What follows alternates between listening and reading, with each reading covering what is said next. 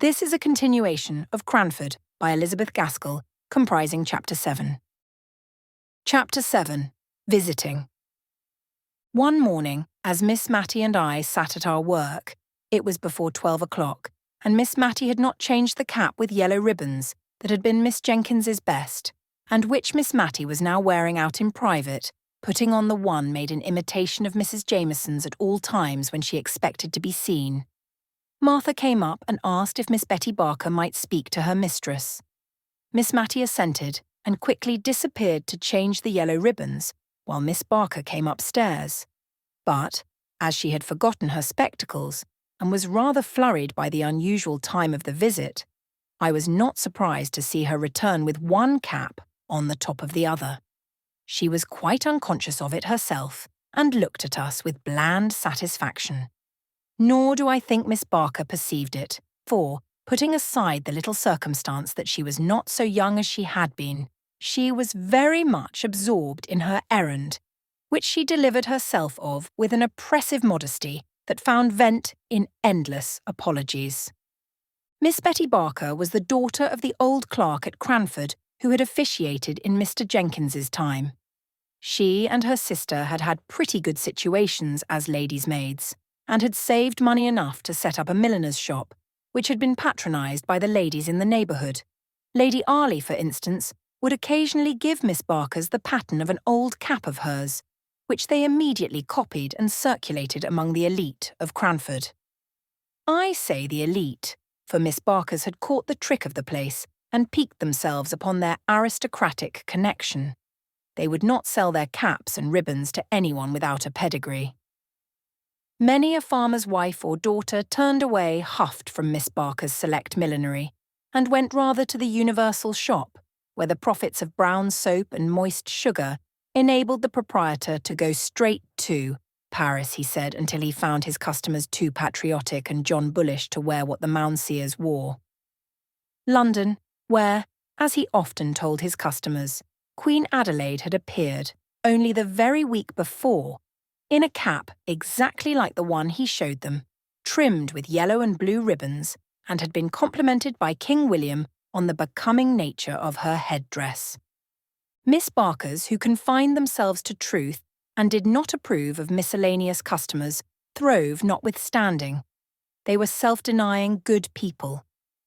Many a time have I seen the eldest of them, she that had been maid to Mrs. Jameson, carrying out some delicate mess to a poor person. They only aped their betters in having nothing to do with the class immediately below theirs. And when Miss Barker died, their profits and income were found to be such that Miss Betty was justified in shutting up shop and retiring from business. She also, as I think I have before said, set up her cow, a mark of respectability in Cranford almost as decided as setting up a gig is among some people. She dressed finer than any lady in Cranford, and we did not wonder at it, for it was understood that she was wearing out all the bonnets, and caps, and outrageous ribbons which had once formed her stock in trade. It was 5 or 6 years since she had given up shop, so in any other place than Cranford her dress might have been considered passé. And now Miss Betty Barker had called to invite Miss Matty to tea at her house on the following Tuesday. She gave me also an impromptu invitation as I happened to be a visitor, though I could see she had a little fear lest, since my father had gone to live in Drumble, he might have engaged in that horrid cotton trade and so dragged his family down out of aristocratic society. She prefaced this invitation with so many apologies that she quite excited my curiosity. Her presumption was to be excused. What had she been doing? She seemed so overpowered by it I could only think that she had been writing to Queen Adelaide to ask for a receipt for washing lace, but the act which she so characterised was only an invitation she had carried to her sister's former mistress, Mrs. Jameson. Her former occupation considered, could Miss Matty excuse the liberty? Ah, thought I, she has found out that double cap and is going to rectify Miss Matty's headdress. No, it was simply to extend her invitation to Miss Matty and to me. Miss Matty bowed acceptance, and I wondered that, In the graceful action, she did not feel the unusual weight and extraordinary height of her headdress. But I do not think she did, for she recovered her balance and went on talking to Miss Betty in a kind, condescending manner, very different from the fidgety way she would have had if she had suspected how singular her appearance was. "Mrs. Jameson is coming, I think you said?" asked Miss Matty. "Yes," Mrs. Jameson most kindly and condescendingly said she would be happy to come. One little stipulation she made, that she should bring Carlo. I told her that if I had a weakness, it was for dogs. "And Miss Pole?" questioned Miss Matty, who was thinking of her pool at Preference, in which Carlo would not be available as a partner. "I am going to ask Miss Pole."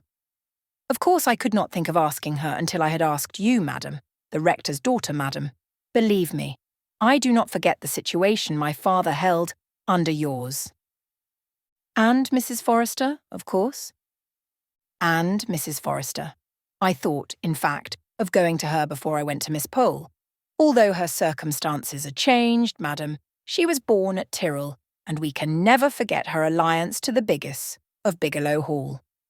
Miss Matty cared much more for the little circumstance of her being a very good card-player. "Mrs. Fitzadam, I suppose?" "No, madam, I must draw a line somewhere. Mrs. Jameson would not, I think, like to meet Mrs. Fitzadam. I have the greatest respect for Mrs. Fitzadam, but I cannot think her fit society for such ladies as Mrs. Jameson and Miss Matilda Jenkins." Miss Betty Barker bowed low to Miss Matty and pursed up her mouth. She looked at me with sidelong dignity, as much as to say, although a retired milliner, she was no democrat, and understood the difference of ranks. "May I beg you to come as near 6:30 to my little dwelling as possible, Miss Matilda? Mrs. Jameson dines at 5, but has kindly promised not to delay her visit beyond that time. 6:30. And with a swimming curtsy, Miss Betty Barker took her leave. My prophetic soul foretold a visit that afternoon from Miss Pole, who usually came to call on Miss Matilda after any event, or indeed in sight of any event, to talk it over with her. "Miss Betty told me it was to be a choice, and select few," said Miss Pole as she and Miss Matty compared notes. "Yes, so she said. Not even Mrs. Fitzadam." Now Mrs. Fitzadam was the widowed sister of the Cranford surgeon, whom I have named before. Their parents were respectable farmers, content with their station. The name of these good people was Hoggins. Mr. Hoggins was the Cranford doctor now. We disliked the name and considered it coarse, but, as Miss Jenkins said, if he changed it to Piggins, it would not be much better. We had hoped to discover a relationship between him and that Marchioness of Exeter, whose name was Molly Hoggins. But the man, careless of his own interests, utterly ignored and denied any such relationship, although, as dear Miss Jenkins had said, he had a sister called Mary, and the same Christian names were very apt to run in families. Soon after Miss Mary Hoggins married Mr. Fitzadam, she disappeared from the neighbourhood for many years. She did not move in a sphere in Cranford society sufficiently high to make any of us care to know what Mr. Fitzadam was. He died and was gathered to his fathers without our ever having thought about him at all.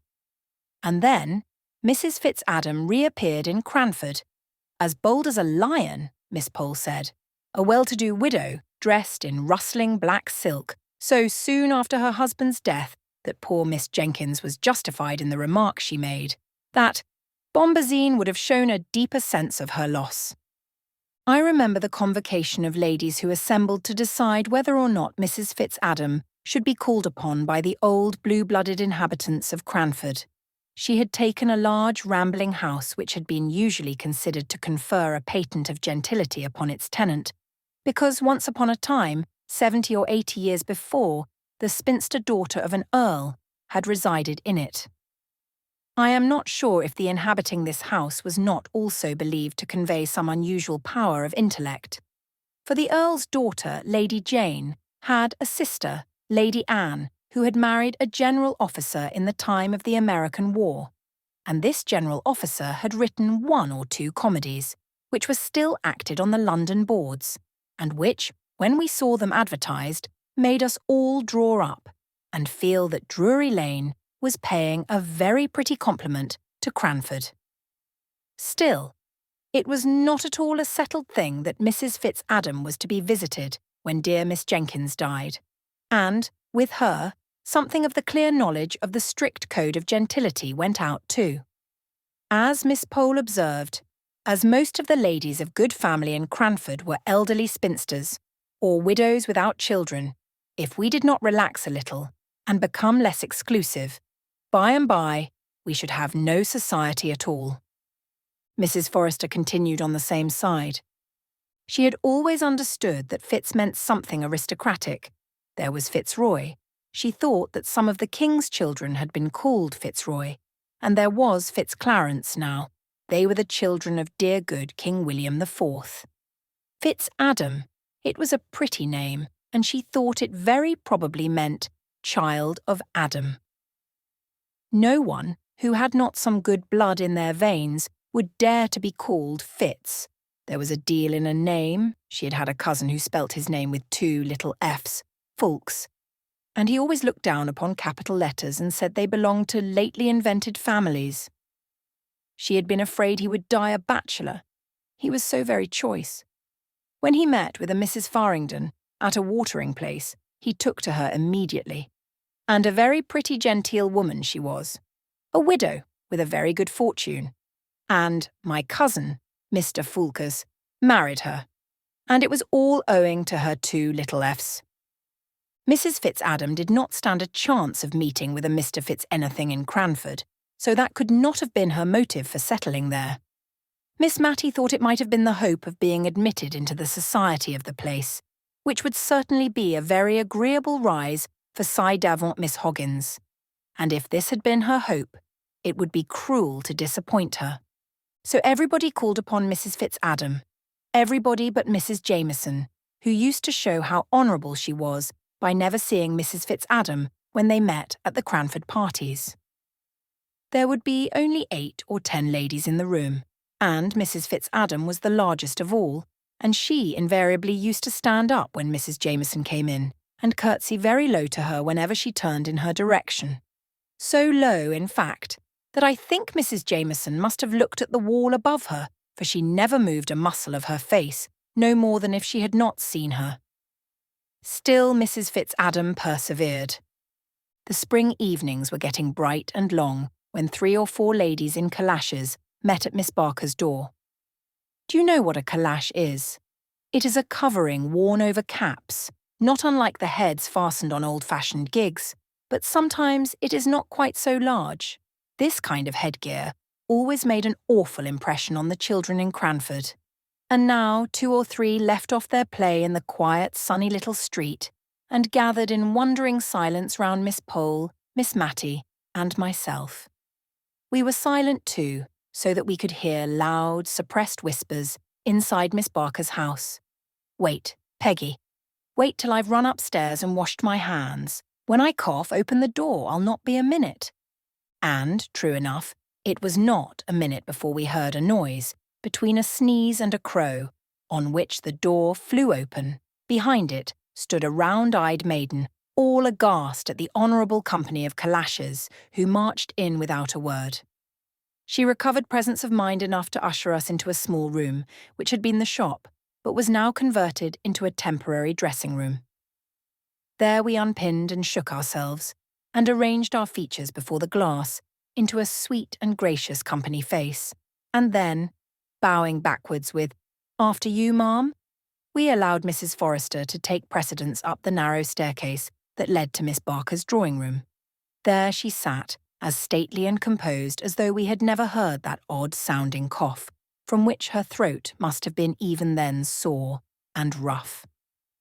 Kind, gentle, shabbily dressed Mrs. Forrester was immediately conducted to the second place of honour, a seat arranged something like Prince Albert's near the Queen's. Good, but not so good. The place of preeminence was, of course, reserved for the Honourable Mrs. Jameson, who presently came panting up the stairs, Carlo rushing round her on her progress, as if he meant to trip her up. And now Miss Betty Barker was a proud and happy woman. She stirred the fire and shut the door, and sat as near to it as she could, quite on the edge of her chair. When Peggy came in, tottering under the weight of the tea tray, I noticed that Miss Barker was sadly afraid lest Peggy should not keep her distance sufficiently. She and her mistress were on very familiar terms in their everyday intercourse, and Peggy wanted now to make several little confidences to her, which Miss Barker was on thorns to hear, but which she thought it her duty as a lady to repress. So she turned away from all Peggy's asides and signs, but she made one or two very malapropos answers to what was said, and at last, seized with a bright idea, she exclaimed, "Poor sweet Carlo, I'm forgetting him. Come downstairs with me, poor itty doggy, and it shall have its tea, it shall." In a few minutes she returned, bland and benignant as before, but I thought she had forgotten to give the poor itty doggy anything to eat, judging by the avidity with which he swallowed down chance pieces of cake. The tea tray was abundantly loaded. I was pleased to see it, I was so hungry. But I was afraid the ladies present might think it vulgarly heaped up. I know they would have done at their own houses, but somehow the heaps disappeared here. I saw Mrs. Jameson eating seed cake, slowly and considerately, as she did everything. And I was rather surprised, for I knew she had told us, on the occasion of her last party, that she never had it in her house. It reminded her so much of scented soap. She always gave us Savoy biscuits. However, Mrs. Jameson was kindly indulgent to Miss Barker's want of knowledge of the customs of high life, and, to spare her feelings, ate 3 large pieces of seed cake, with a placid, ruminating expression of countenance, not unlike a cow's. After tea there was some little demur and difficulty. We were 6 in number, 4 could play at preference, and for the other 2 there was cribbage. But all except myself. I was rather afraid of the Cranford ladies at cards, for it was the most earnest and serious business they ever engaged in, were anxious to be of the pool. Even Miss Barker, while declaring she did not know Spadille from Manille, was evidently hankering to take a hand. The dilemma was soon put an end to by a singular kind of noise. If a baron's daughter-in-law could ever be supposed to snore, I should have said Mrs. Jameson did so then, for, overcome by the heat of the room and inclined to doze by nature, the temptation of that very comfortable armchair had been too much for her, and Mrs. Jameson was nodding. Once or twice she opened her eyes with an effort and calmly but unconsciously smiled upon us. But by and by, even her benevolence was not equal to this exertion, and she was sound asleep. "It is very gratifying to me," whispered Miss Barker at the card table to her 3 opponents, whom, notwithstanding her ignorance of the game, she was basting most unmercifully. "Very gratifying indeed to see how completely Mrs. Jameson feels at home in my poor little dwelling. She could not have paid me a greater compliment." Miss Barker provided me with some literature in the shape of 3 or 4 handsomely bound fashion books, 10 or 12 years old, observing, as she put a little table and a candle for my especial benefit, that she knew young people liked to look at pictures. Carlo lay and snorted, and started at his mistress's feet. He, too, was quite at home. The card table was an animated scene to watch. 4 ladies' heads, with niddle-noddling caps, all nearly meeting over the middle of the table in their eagerness to whisper quick enough and loud enough. And every now and then came Miss Barker's, "Hush, ladies, if you please, hush! Mrs. Jameson is asleep." It was very difficult to steer clear between Mrs. Forrester's deafness and Mrs. Jameson's sleepiness, but Miss Barker managed her arduous task well. She repeated the whisper to Mrs. Forrester, distorting her face considerably in order to show by the motions of her lips what was said. And then she smiled kindly all round at us, and murmured to herself, "Very gratifying indeed.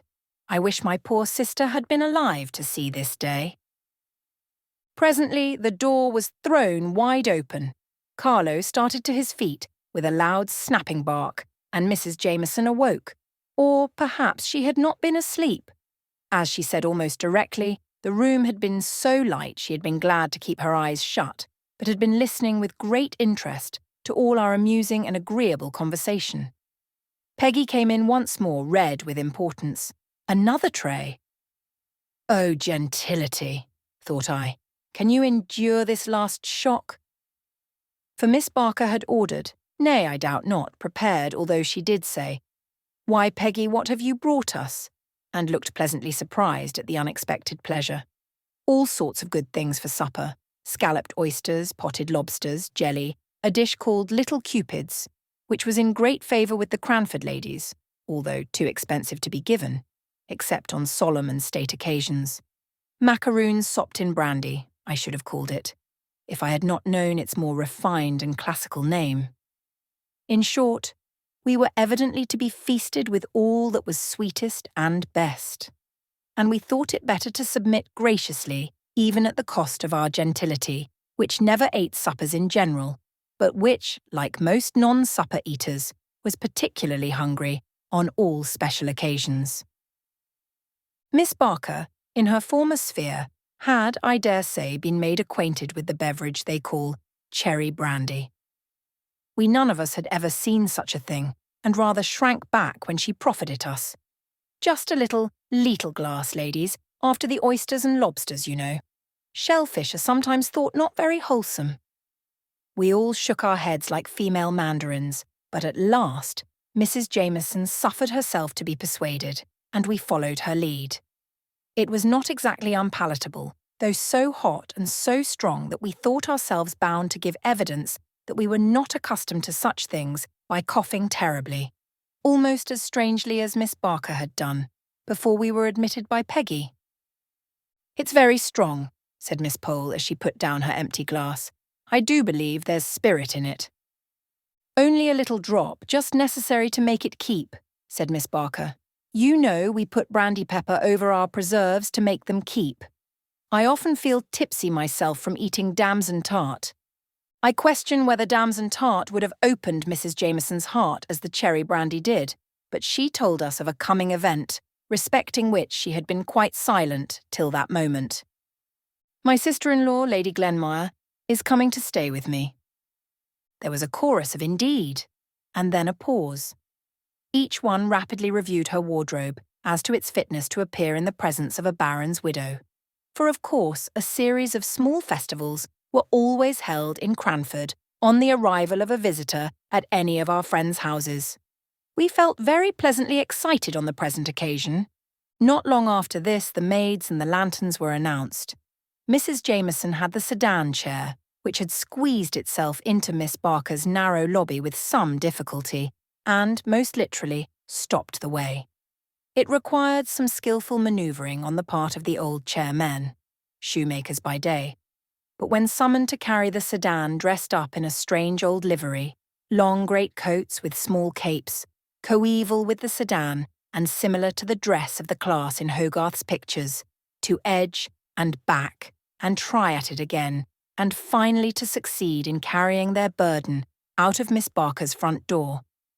Then we heard their quick pitter-pat along the quiet little street as we put on our calashes and pinned up our gowns, Miss Barker hovering about us with offers of help, which, if she had not remembered her former occupation and wished us to forget it, would have been much more pressing. This concludes the 7th part of 16 total of Cranford by Elizabeth Gaskell, produced by Best Audiobooks for free.